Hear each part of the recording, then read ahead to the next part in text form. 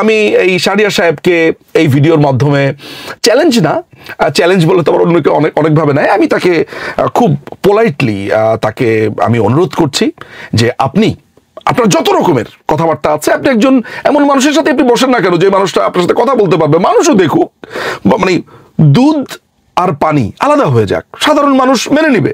আমি নিশ্চিত যে মানে আমার সাথে যদি তর্কে উনি জিততে পারেন বা উনি বোঝাতে পারেন যে আমি মিথ্যা, আমার তথ্য ভুল, তাহলে তো উনি একেবারে উনি যা প্রতিষ্ঠা করতে চান ওটা প্রতিষ্ঠাই হয়ে যাবে। আমাকে হারানো মানে যে কি বা সেটার ফলাফল বা রেজাল্ট কি, এটা যে একটা গোল্ড মাইন, নিশ্চয়ই ওনার এটা অবুঝ না, উনি অনেকেই জানে যে এটা ওনার জন্য একটা বিশাল ব্যাপার হবে। সো দেরি কেন?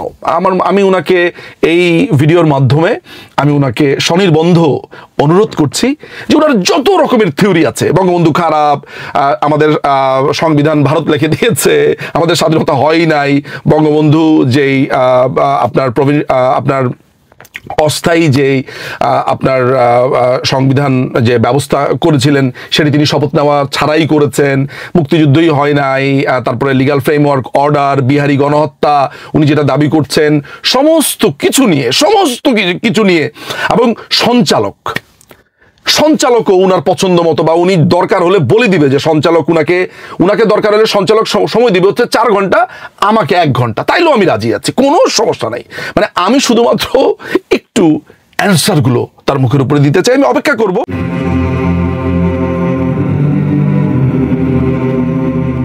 বাংলাদেশের বিভিন্ন টকশোতে একটা মুখ খুব রিসেন্ট সময়ে দেখা যাচ্ছে,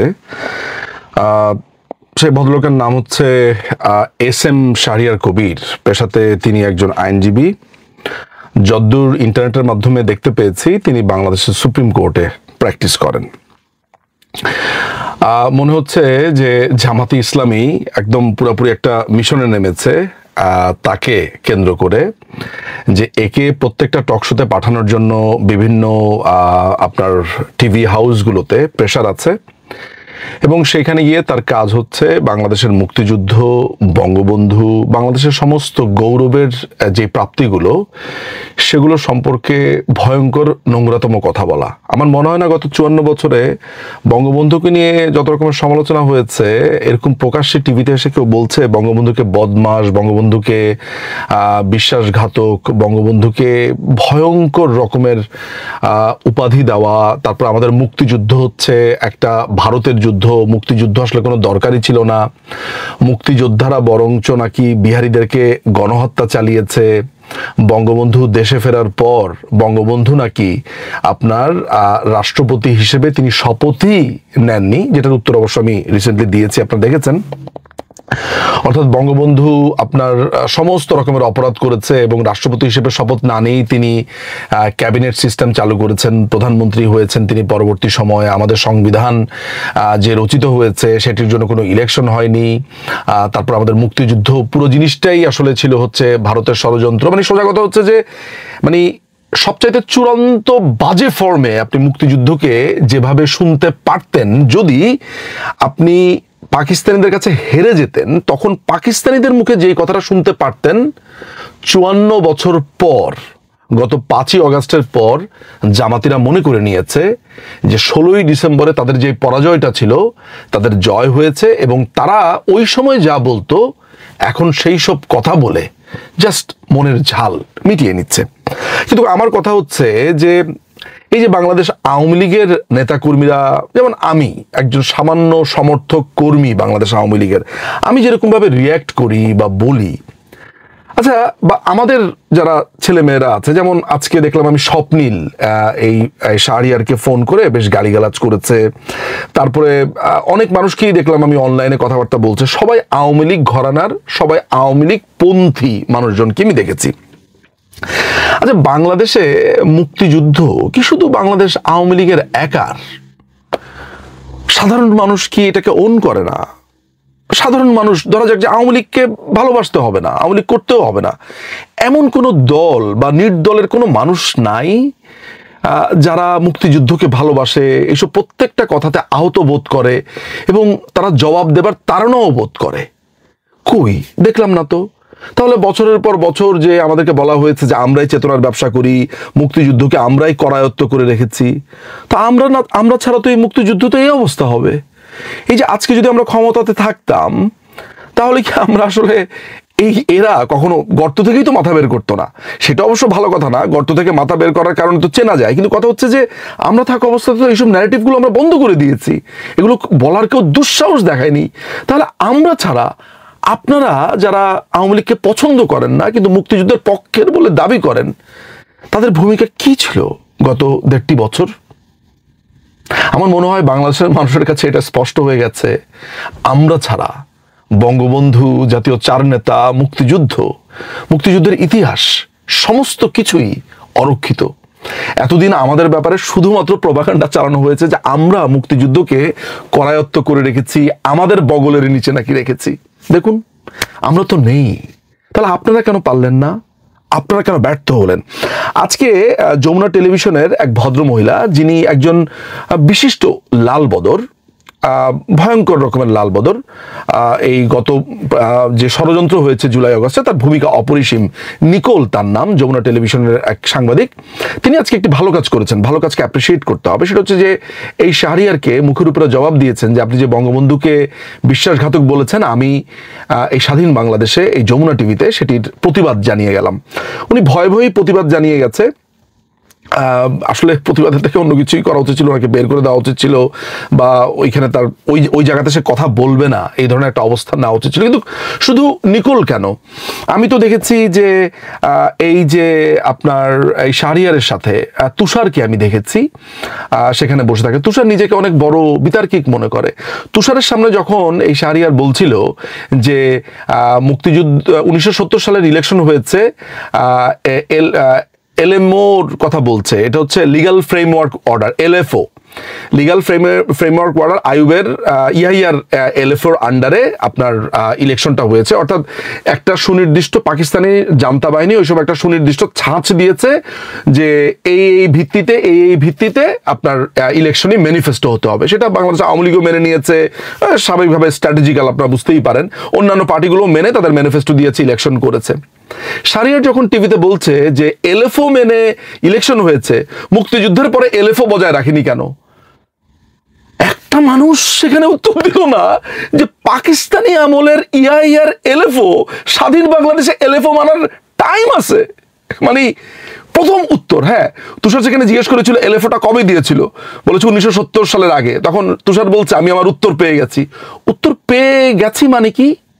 আপনি ওই জায়গাতে কেন বললেন না যে পাকিস্তানি জান্তা বাহিনী 1970 সালের আগে লিগাল ফ্রেমওয়ার্ক অর্ডার দিয়েছে, সেটা স্বাধীন বাংলাদেশে মানতে হবে?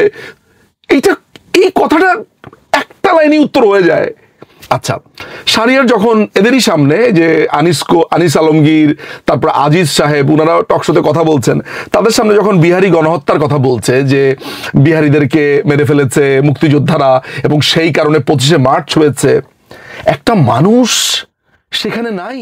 শাহরিয়ারকে এটা মনে করিয়ে দেয় যে মার্চের 2 বা 3 তারিখে বাঙালিদের উপরে গণহত্যা চালিয়েছিল বিহারিরা, 138 জনকে হত্যা করেছে। আমি এই পত্রিকার কাটিং আমার সামনে, বঙ্গবন্ধু 7 মার্চের ভাষণে বলেছে যে কিভাবে আমার লোককে হত্যা করা হয়েছে ব্যারাকে ব্যারাকে বিভিন্ন জায়গাতে। এই পাকিস্তানি বাহিনী মিলে এই অবাঙ্গালি বিহারিরা তারা কি করেছে, মিরপুরে তারা কি করেছে, একটা মানুষ নাই যেটা মনে করিয়ে দেয়। এরা খুঁজে খুঁজে বের করেছে যে 25শে মার্চ আপনার গণহত্যা হয়েছে, পাকিস্তানি বাহিনী যেটা চালিয়েছে, সেটির জন্য তারা জামাতিরা বুদ্ধি করে এনেছে যে বিহারিদের উপরে গণহত্যা হয়েছে, এটা বলে চালিয়ে দিব। 14ই ডিসেম্বর বুদ্ধিজীবীদেরকে হত্যা করেছে এই ছাত্র সংঘ জামাতিরা, মানে জামাতের যে স্টুডেন্ট উইং, এখন যেটা শিবির, তারা খুঁজে খুঁজে বের করেছে এটা চালিয়েছে হচ্ছে ভারতীয় বাহিনী। এই যে ডিসেম্বর মাসে শুনবেন, 14 তারিখে দেখবেন, এটা আপনাদের কানে বারবার বাজতে থাকবে। ওরা এক একটা নতুন নতুন আইটেম বাজারে নিয়ে আসে, নতুন নতুন ভাবে মানুষকে খাওয়ায়, আর এরা টকশোতে বসে থেকে নিজেদেরকে মুক্তিযুদ্ধের পক্ষের লোক দাবি করে বসে থাকে। কোনো পড়াশোনা করে নাই। আমি জানি না এদের কেমন লাগবে আমার এই কথাটা শুনে। বিশ্বাস করেন যে জায়গা মতন অন স্পটে যদি আপনি উত্তর দিতে না পারেন, তাহলে হাজার বইপত্র পড়ে আপনার লাভ কি? আপনি নিজেকে মুক্তিযুদ্ধের পক্ষের লোক দাবি করেন, অথচ সংবিধানের প্রসঙ্গ আসলে আপনি উত্তর দিতে পারেন না, লিগাল ফ্রেমওয়ার্ক অর্ডার কথা বললে আপনি উত্তর দিতে পারেন না, বিহারীদের কথা বললে আপনি উত্তর দিতে পারেন না। আপনি অন স্পটে যদি উত্তর দিতে না পারেন, ওরা প্রস্তুতি নিয়ে আসে, তা আপনি প্রস্তুতি নিয়ে টকশোতে যান না কেন?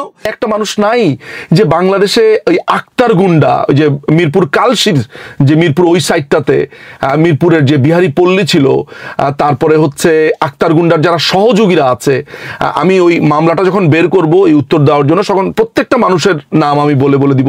আক্তার গুন্ডা একটা টেররিস্ট ছিল, ফিরোজ একটা ছিল, ফিরোজ, বিহারি ফিরোজ, যার ভয়ে সবাই কাঁপতো। আমার মা কতবার বর্ণনা করেছে মুক্তিযুদ্ধ শুরুর প্রাথমিক সময়টাতে আমার মা বাবা তারা ছিলেন পুরান ঢাকাতে, এটা নবদ্বীপ বসাক লেন লক্ষ্মীবাজার এই সাইডটাতে ভয়ঙ্কর জায়গাতে, তাঁতিবাজারের কাছাকাছি।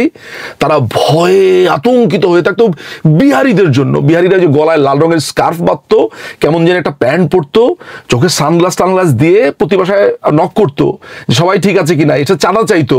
সুন্দরী মেয়েদেরকে দেখলে তাদেরকে লোলুপ দৃষ্টিতে তাকাতো। মানে একটা ভয়ঙ্কর অবস্থা ওই সময় বিহারিরা করেছিল সৈয়দপুরে, মিরপুরে।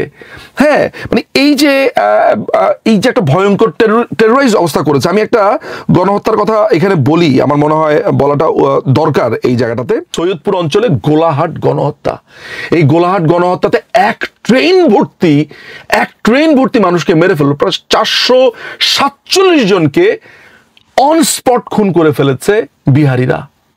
সৈয়দপুরে, চিটগঙ্গে, ঢাকায় এই বিহারি হত্যাকাণ্ডের কথা এই তুষার, আজিজ সাহেব, তারপর আনিস আলমগীর এদের মাথায় আসলো না? আসে না? কি পড়াশোনা করে ওনারা? ইতিহাস নিয়ে এত কম পড়াশোনা কেন যে একটা লোক এই শাহরিয়ার এসে এগুলো বলে যাচ্ছে? সে বলছে সে পাকিস্তানি পন্থী, পাকিস্তানকে ভালোবাসে, সেটা বলছে, কিন্তু উত্তর তো আপনাদের দেওয়া প্রয়োজন ছিল। আচ্ছা, এটা ছাড়া সে আপনার যখন বলছে যে আমাদের সংবিধান নিয়ে কথা বলছে, তখন কেউ তাকে মনে করিয়ে দিচ্ছে না যে আমাদের প্রথম সংবিধানটা হচ্ছে স্বাধীনতার ঘোষণাপত্র, নাকি এটা জানা নাই? আমি আমি বুঝি না যে তারপরে মুসলিম লীগের নাম নাকি বঙ্গবন্ধু চেঞ্জ করেছে, ভারতের বুদ্ধিতে চেঞ্জ করেছে, আমাদের সংবিধান নাকি ভারত থেকে লিখিয়ে আনা হয়েছে। এই যে হিউজ দিন ধরে গণপরিষদ বিতর্ক, আমাদের যে সেকুলারিজম, যে ধর্ম নিরপেক্ষতা নীতি, অর্থাৎ রাষ্ট্র কোনো ধর্মের উপরে জোর জবরদস্তি করবে না, সবাইকে সমান অধিকার দেওয়া হবে, এই যে এই নীতিটা এই আধুনিক বিশ্বে অন্য অনেক দেশও তখন মানতে পারেনি, এটা নাকি ভারত থেকে লিখিয়ে আনা হয়েছে। অথচ এটা কেউ বলছে না যে ভারতে ধর্ম নিরপেক্ষ নীতি এসেছে 1976 সালে, এটা তাদের সংবিধানে সংযুক্ত করা হয়েছে 1976, আর বাংলাদেশের সংবিধান হচ্ছে 1972 সালে। ভারত থেকে লিখিয়ে আনলে ভারতের হলো পরে, বাংলাদেশের হলো আগে। এই যে আপনার বিভিন্ন সংবিধান বিশেষজ্ঞ, এখানে ইংল্যান্ডের লয়ার ছিল, নেদারল্যান্ডের লয়ার ছিল, তারপরে বিভিন্ন দেশের, ভারতের সুব্রত রায়চৌধুরীও ছিলেন, বাংলাদেশের ব্যারিস্টার আমিরুল ইসলাম, ডক্টর কামাল হোসেন, এই যে প্রখ্যাত মানুষগুলো জড়িত ছিল এটা ড্রাফটিংয়ে। আমার কাছে ওই ড্রাফট সংবিধানটা আছে, আমি সেটা অনেক কষ্টে জোগাড় করেছি জাতীয় সংসদ থেকে। এই যে ইতিহাস, এগুলো ওই যে যারা টকশোতে যায় বড় বড় খালি আওয়ামী লীগ সম্পর্কে, আওয়ামী লীগের ফ্যাসিস্ট বলতে এদের এত ভাল লাগে, কিন্তু পড়াশোনা করে না। হ্যাঁ, পড়াশোনা করে না, কোনো পড়াশোনা নাই। এই লোকটাকে জাস্ট অন স্পটে এগুলোর অ্যান্সার করা যায়। যাই হোক, আজকের এই ভিডিওটা করার উদ্দেশ্য হচ্ছে যে আমি চেষ্টা করছি, আমি আমার একজনের মাধ্যমে খবর পাঠিয়েছি শাহরিয়ার সাহেবকে, যে তিনি যাতে মেহরবানি করে আমার সাথে একটু টকশোতে বসে। আমার মনে হয় এই 20 কোটি বাংলাদেশিদের মধ্যে, বাঙালির মধ্যে, বাংলাদেশ এবং বাংলাদেশের বাইরে যারা আছেন তারা যথেষ্ট উপভোগ করবেন। সেটা সিরিজ আকারে হতে পারে বা একটানা 4-5 ঘন্টা হতে পারে। এবং তিনি যত রকমের সুবিধা চান, যদি তিনি বলেন যে তার সমস্ত বইপত্র এভরিথিং এগুলো দেখার জন্য অন স্পটে তার জন্য 10 জন লোক, তার অ্যাসিস্ট্যান্ট থাকবে, সমস্ত কিছু, কিন্তু আমি একা। বড় জোর আমার বইটা একটু গুছিয়ে টুছিয়ে দেওয়ার জন্য একজন রাখতে পারি, কারণ হয়তো একটা বই লাগতে পারে, আমি বলবো যে বইটা দেওয়ার জন্য আমি একজন রাখতে পারি অ্যাসিস্ট্যান্ট হিসেবে, বড় জোর। উনি যত খুশি তত। আমি এই ভিডিওর মাধ্যমে ওনার কাছে এই প্রস্তাবটা পাঠালাম, কারণ আমার পক্ষে তো এখন বাংলাদেশে গিয়ে একটা টিভিতে প্রোগ্রাম করা সম্ভব না, এবং বাংলাদেশের টিভিগুলো আমাকে ডাকবে না, ভয়ে ডাকবে না, আমাকে ডাকলে ওই টিভি স্টেশনই বন্ধ হয়ে যাবে। তো আমি একটু স্বনির্বন্ধ অনুরোধ জানাই, এত বছর যে কষ্ট করে যত সামান্য পড়াশোনা করার চেষ্টা করেছি সেটি নানানভাবে উগরে দেওয়ার চেষ্টা করছি এই সব লোকদের জন্যই। আমার পড়ালেখাই আসলে ভালোভাবে চর্চা হলো না, কাকে বোঝাবো, কি বলবো। সো আমি এই শাহরিয়ার সাহেবকে এই ভিডিওর মাধ্যমে চ্যালেঞ্জ না, চ্যালেঞ্জ বলে তো আবার অন্যকে অনেকভাবে নেয়, আমি তাকে খুব পোলাইটলি তাকে আমি অনুরোধ করছি যে আপনার যত রকমের কথাবার্তা আছে, আপনি একজন এমন মানুষের সাথে আপনি বসেন না কেন যে মানুষটা আপনার সাথে কথা বলতে পারবে, মানুষও দেখুক, মানে দুধ আর পানি আলাদা হয়ে যাক, সাধারণ মানুষ মেনে নিবে। আমি নিশ্চিত যে মানে আমার সাথে যদি তর্কে উনি জিততে পারেন বা উনি বোঝাতে পারেন যে আমি মিথ্যা, আমার তথ্য ভুল, তাহলে তো উনি একেবারে উনি যা প্রতিষ্ঠা করতে চান ওটা প্রতিষ্ঠাই হয়ে যাবে। আমাকে হারানো মানে যে কি বা সেটার ফলাফল বা রেজাল্ট কি, এটা যে একটা গোল্ড মাইন, নিশ্চয়ই ওনার এটা অবুঝ না, উনি অনেকেই জানে যে এটা ওনার জন্য একটা বিশাল ব্যাপার হবে। সো দেরি কেন, আমি ওনাকে এই ভিডিওর মাধ্যমে আমি ওনাকে স্বনির্বন্ধ অনুরোধ করছি যে ওনার যত রকমের থিওরি আছে, বঙ্গবন্ধু খারাপ, আমাদের সংবিধান ভারত লিখে দিয়েছে, আমাদের স্বাধীনতা হয় নাই, বঙ্গবন্ধু যেই আপনার অস্থায়ী যে আপনার সংবিধান যে ব্যবস্থা করেছিলেন সেটি তিনি শপথ নেওয়া ছাড়াই করেছেন, মুক্তিযুদ্ধই হয় নাই, তারপরে লিগ্যাল ফ্রেমওয়ার্ক অর্ডার, বিহারি গণহত্যা উনি যেটা দাবি করছেন, সমস্ত কিছু নিয়ে এবং সঞ্চালকও উনার পছন্দ মতো, বা উনি দরকার হলে বলে দিবে যে সঞ্চালক উনাকে দরকার হলে সঞ্চালক সময় দিবে হচ্ছে 4 ঘন্টা, আমাকে 1 ঘন্টা, তাইলেও আমি রাজি আছি, কোনো সমস্যা নাই। মানে আমি শুধুমাত্র একটু অ্যান্সারগুলো তার মুখের উপরে দিতে চাই। আমি অপেক্ষা করব, যদি এই অপেক্ষা যদি আমি দেখি যে হচ্ছে না, আমি চেষ্টা করব যে সামনের সময়গুলোতে আমার অন্যান্য কাজের ফাঁকে ফাঁকে ও যা মিথ্যাচার করেছে আপনাদেরকে 2 পয়সা সেগুলোর ব্যাপারে সত্য ঘটনাগুলো আপনাদেরকে অল্প অল্প করে জানানো, সে যেসব মিথ্যাচার করেছে বা বলেছে সেগুলো আমি আস্তে আস্তে জানানো শুরু করব। কিন্তু তার আগে আমি চাই যে একটা লাইভ বিতর্ক হোক। আমি শাহরিয়ারকে, এই অ্যাডভোকেট শাহরিয়ার সাহেবকে এই বিতর্কের অনুরোধ আবেদন জানিয়ে গেলাম, আমার লোক তার সাথে যোগাযোগ করবে। সো লেটস সি তিনি সেই আহ্বান মেহেরবানি করে নেন কিনা। আই হোপ যে বাংলাদেশের মানুষ খুবই ইন্টারেস্টিং একটা বিতর্ক দেখতে পাবেন। অনেক ধন্যবাদ।